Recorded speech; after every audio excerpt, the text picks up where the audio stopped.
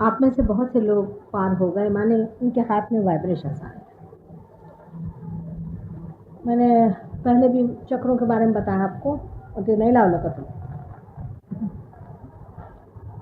और मैं ये गृहित कर रही हूँ कि आप में से काफ़ी लोगों के हाथ में वाइब्रेशंस आ गए, लेकिन ऐसे भी बहुत से लोग यहाँ देख रही हूँ कि जिनके नहीं हुए। अब मेरी ये समझ नहीं आ रहा है कि अच्छा,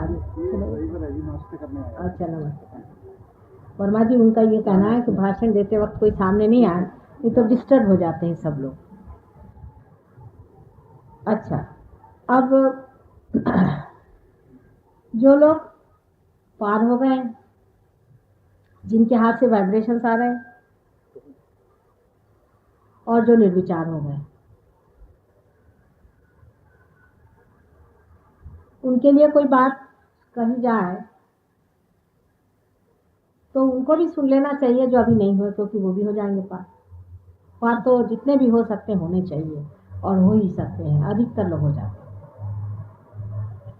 लेकिन अगर किसको अपनी पहले ही से दिमागी जमा खर्च हैं बहुत सारे, और कुछ आइडियाज़ हैं धर्म के बारे में, पार होने के बारे में, और ये और वो, तो ज़रा उसको टाइम ज़्यादा लगता है, क्योंकि पहले उसको उसके रास्ते पे लाना पड़ता है। जैसे कोई दूसरे रास्ते पे चला गया हो, जैसे अभी आपने मुझे चिट्ठी दी, ये बिल्कुल उल्टा रास्ता है, आपने जो बताया एकदम उल्टा रास्ता, और वो यही धंधे करते आ रहे हैं, और हज़ारों आदमी उनके पास जाते हैं, और इसी तरह से उनका सर्वनाश होते जाता है। अभी सर्वनाश में मैं हिसाब लगा रही थी कि इस देश में वर्तमान में करीबन 3 करोड़ लोगों का सर्वनाश हुआ है, अपने भारतवर्ष में कम से कम। युद्ध के न होते हुए भी 3 करोड़ लोगों का तो व्यवस्थित रूप से सर्वनाश हो चुका। उनका बचना बहुत ही कठिन है। एक तो उनका इधर आना ही मुश्किल है, और आएंगे भी तो ऐसी हालत में कि बिल्कुल आखिरी दशा में आएंगे। तो अब उनके बारे में यही सोचना चाहिए कि ठीक है, अगले जन्म में देखें।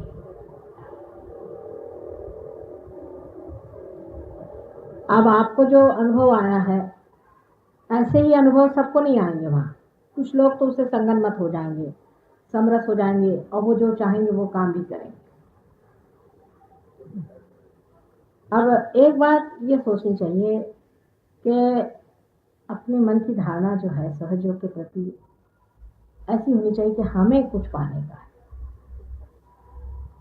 हमें कुछ लेने का है, हमारे अंदर इसकी ज़रूरत है, इसे हमें पाना है। सत्य को वर्ण करना पड़ता है।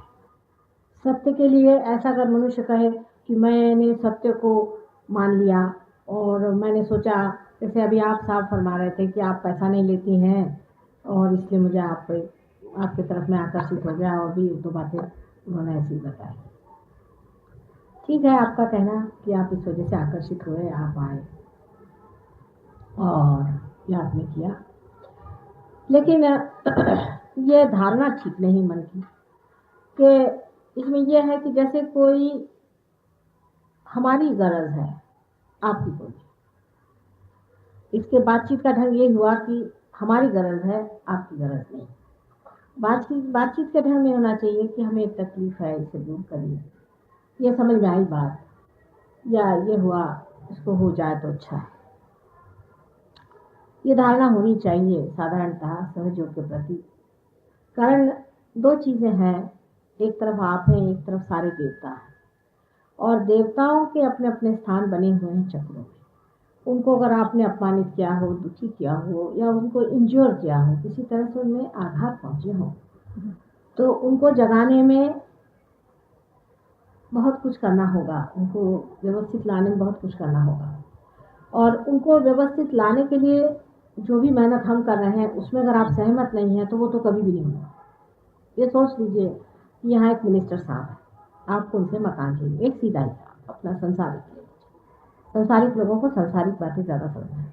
अब आपको मिनिस्टर के पास जाना है, उनसे एक मकान लेना है। अब उसके लिए आपने कोई एक ऐसा इंसान ढूंढ लिया जो उनसे कह सकता है कि आप मिनिस्टर साहब से कह दीजिए कि हमें मकान दे दें।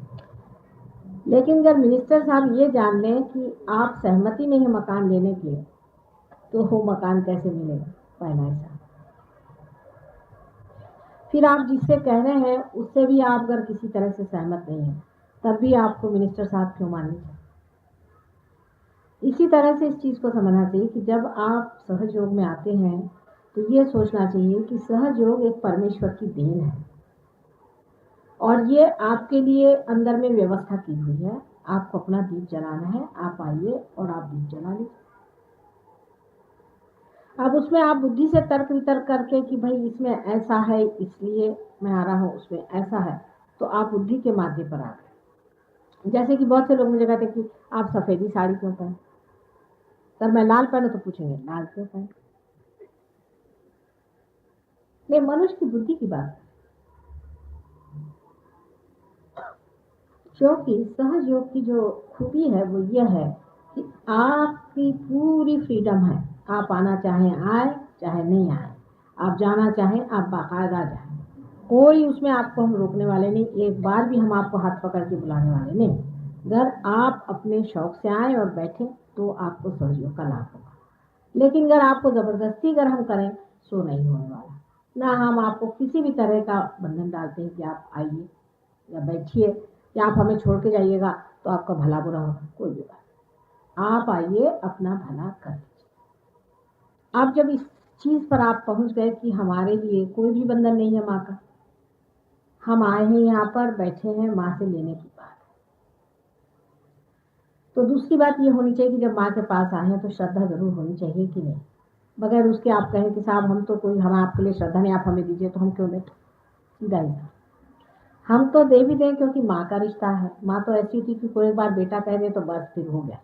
लेकिन और जो बैठे हुए हैं आपके बड़े दादा लोग, वो लोग तो इस चीज़ को नहीं मानने वाले, वो फौरन पहचानते कि आपके अंदर कोई श्रद्धा नहीं। थोड़ी सी श्रद्धा होनी पड़ेगी, ये मैं आपसे अंदर की बात बता दूँ। थोड़ी सी तो श्रद्धा मेरे प्रति होनी ही पड़ेगी, और नहीं तो काम नहीं बनने वाला। दूसरे एक कि आपके अगर शरीर व्यवस्था ठीक नहीं, शरीर में कोई दोष है, कोई तकलीफ है, तो भी तकलीफ होती है। अगर आपका मन है इस पे कोई आच्छादन है, अगर आपके मन में कोई तकलीफ है, जैसे कि बहुत से पागल लोग होते हैं, किसी का दिमाग खराब होता है, कोई पजेस्ड लोग होते हैं जिनमें भूत बाधा हो जाती है, और ऐसे भी लोग होते हैं किसी कोई तकलीफ होती, उनका भी पार होना मुश्किल होता है। मैंने आपसे पहले बताया। पर सबसे मुश्किल जैसे आपने अभी चिट्ठी दी, इन लोगों का हो जाता है। मतलब ये लोग बेचारे बेकार में फंसे हैं कि जिनका माथा गलत लोगों के सामने झुक गया। तो ऐसे इंसान की कुंडलिनी उठती ही नहीं है ना। मुश्किल तो ये कि वो अपनी जगह से उठती ही नहीं। और हम कैसे जानते हैं कि गुरु हैं आपके, क्योंकि वो जब कुंडलिनी बिल्कुल जमी बैठी है तो समझ गए कि भाई ये इतनी जो रूठी बैठी हुई है, तो ये बात।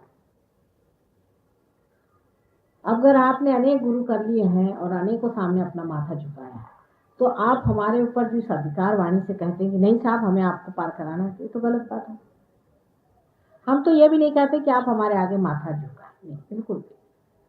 रियलाइजेशन से पहले कोई ज़रूरत नहीं, हम आपको रियलाइजेशन उसके बगैर ही हो जाएगी। कोई ज़रूरत नहीं आपको मेरे आगे भी माथा, पर अगर आपको रियलाइजेशन होगा तो फिर आप देखिएगा कि हमारे पैर पे आए बगैर मज़ा नहीं आने वाला, तब यही मज़ा आता है। तो ये तो फिर आप ही की फ्रीडम पर बात। लेकिन ऐसे लोगों को भी पार तो करना ही है और करते हैं, लेकिन उनको थोड़ा समय लगता है। ऐसे लोगों को पेशेंस चाहिए, बहुत ज़रूरत है पेशेंस।